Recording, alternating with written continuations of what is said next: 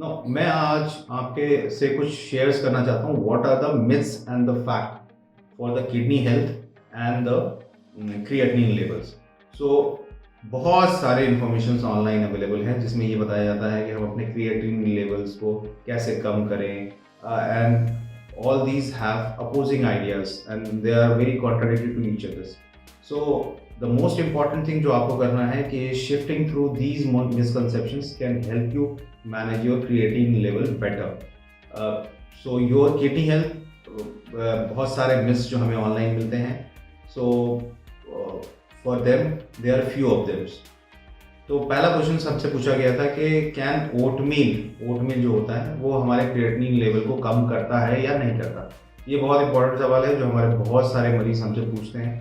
सो बहुत सारी स्टडी की गई है और इसमें ये पाया गया है कि eating oat did not show any change in the creatinine level whatsoever in a kidney disease patients. तो ऐसा नहीं है कि अगर आपको किडनी डिजीज पहले से ही है और आपका क्रिएटिनिन ग्रेजुअली राइज कर रहा है और आप ओटमील लेना शुरू करें अपने डाइट में, तो उससे क्रिएटिनिन लेवल कम हो जाएगा। दूसरी चीज़, जो ओटमील होता है उसमें बहुत लार्ज अमाउंट में और सिग्निफिकेंट अमाउंट में अगर मैं बात करूं तो उसमें पोटाशियम एंड फॉस्फोरस होता है, जो किडनी डिजीज़ वाले पेशेंट्स को या सीकेडी पेशेंट्स को या क्रॉनिक किडनी डिजीज़ वाले पेशेंट्स को मॉनिटर रखना चाहिए और उसमें लार्ज वेरिएशंस होते हैं। एक और कॉम्बिनेशन होता है ओटमील का जिसको हम बोलते हैं, जो पैकेट फॉर्म में आता है, जिसको बोलते हैं इंस्टेंट ओटमील। हमारे बहुत सारे पेशेंट बोलते हैं कि हम जनरली ब्रेकफास्ट में ये इंस्टेंट ओटमील ले लेते हैं। तो मैं आपको बताना चाहूँगा कि इंस्टेंट ओटमील में शुगर कंटेंट बहुत होता है। तो ये जो शुगर कंटेंट होता है it can put a lot of strain on your kidney. ये एक कैटेगरी होता है जिसको इंस्टेंट ओटमील कहते हैं। बहुत सारे ओटमील्स होते हैं, इसमें फाइबर एंड बहुत सारे न्यूट्रिएंट्स एडेड होते हैं, खासकर लो कोलेस्ट्रॉल और ब्लड शुगर। आप उन ओटमील्स को अपनी डाइट में इंक्लूड कर सकते हैं, but always opt for a minimally processed oatmeals. बहुत ज़्यादा प्रोसेसिंग वाले ओटमील्स या पैकेटेड ओटमील्स जो होते हैं उनमें इन चीज़ों की लोअर कोलेस्ट्रॉल या गुड शुगर की कमी होती है। उसी तरह एक हमारे ब्रदर ने हमसे सवाल पूछा था कि चिटोसन्स होते हैं, जिनको हम बेसिकली, चिटोसन्स होते क्या है, उनको हम ले तो क्या हमारा क्रिएटिनिन कम होगा? तो चिटोसन्स होते क्या? चिटोसन्स बेसिकली एक टाइप की प्रोसेस चीनी की वेराइटी है, ये शुगर वेराइटीज़ है। बहुत सारे जिसको हम बोलते हैं मरीन लाइफ में पाई जाती है, लाइक केकड़ा, अगर हिंदी में बोले झींगा मछली, या बहुत सारे फिश।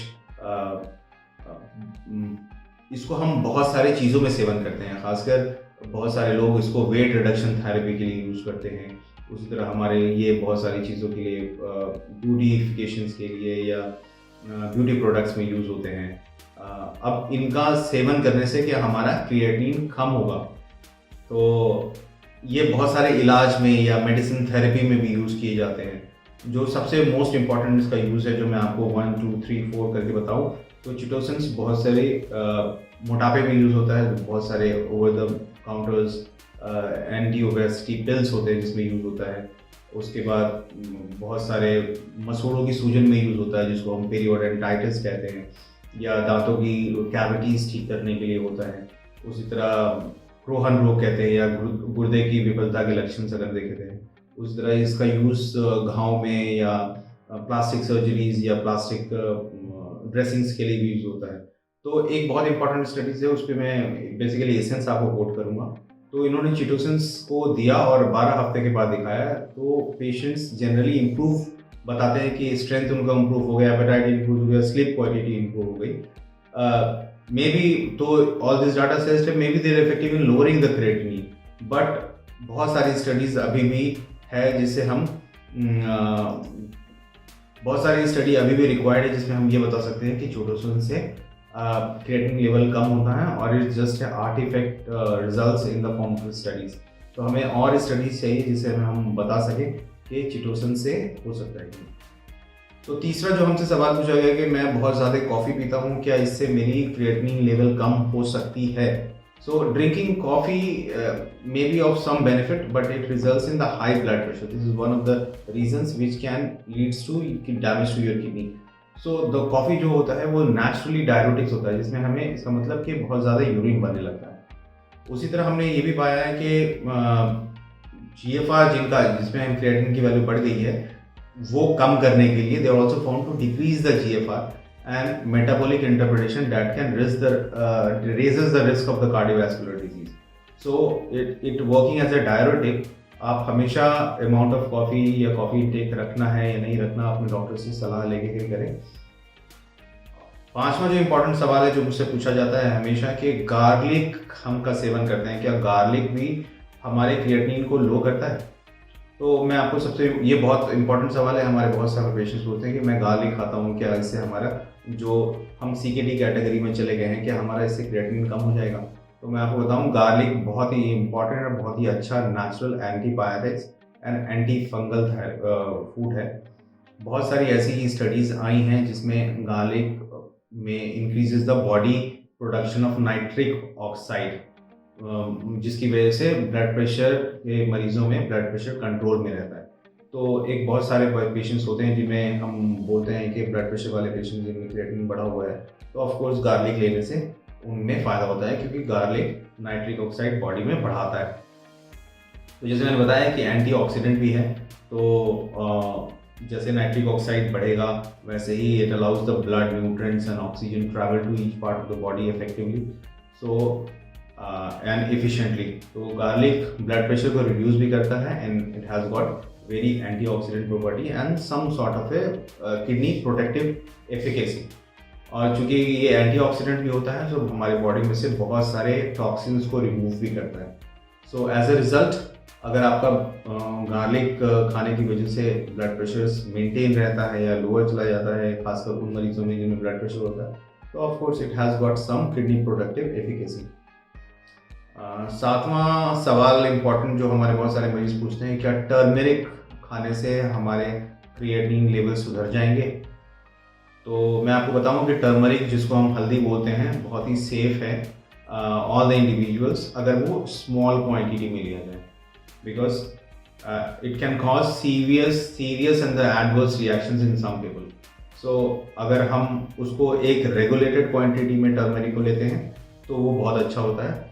हाई डोज अगर टर्मरिक का लेते हैं या लंबे समय तक हम टर्मरिक का इस्तेमाल करते हैं, तो इसकी वजह से बहुत सारी डाइजेस्टिव प्रॉब्लम शुरू हो जाती है, लाइक अल्टर्ड बाउल हैबिट, जिसको हम कॉन्स्टिपेशन, डायरिया, या बहुत ज़्यादा गैस बनना, या नोजिया, या एसिड रिफ्लक्स डिजीज़, या बहुत ज़्यादा गैस्ट्राइटिस होना। ये एक इम्पॉर्टेंट साइड इफेक्ट होता है टर्मेरिक का। तो बहुत लंबे समय तक और बहुत ज़्यादा डोज में लेना ये is not recommended. So turmeric की अगर हम बात करें तो कर्क्यूमिन एक एक्टिव प्रोडक्ट होता है, वो खासकर इम्पॉर्टेंट होता है हमारे CKD पेशेंट्स में। इट हैज़ बीन सीन कि this active compound found in the turmeric, it actually helps in slowing down the progression of the disease and prevent kidney problems. चूँकि ये एंटीऑक्सीडेंट्स, एंटी इन्फ्लेमेटरी प्रॉपर्टी होती है, तो ये further kidney damage को progress करने से रोकता है। बट अगेन, जैसे मैंने आपको बताया, ये एक बस सुझाव है, क्योंकि it is not backed by any concrete research data. So ये बहुत ज़्यादा कितना इफेक्टिव है कितना नहीं इफेक्टिव है, that is subjected to your individual preference. 10वां सवाल जो हमारे पेशेंट्स बहुत पूछते हैं वो इम्पोर्टेंट है, कि ये सवाल आया हुआ है, can fasting lowers the creatinine level? कि हम इंटरमिटेंट फास्टिंग करते हैं या रेगुलर फास्टिंग करते हैं, या बहुत सारे लोग रोज़ा रखते हैं, क्या उनसे क्रिएटिनिन लेवल कम होता है? तो मैं आपको वही बताना चाहूँ कि बहुत सारी स्टडीज़ नहीं हैं हमारे पास इस चीज़ को बैकअप करने के लिए।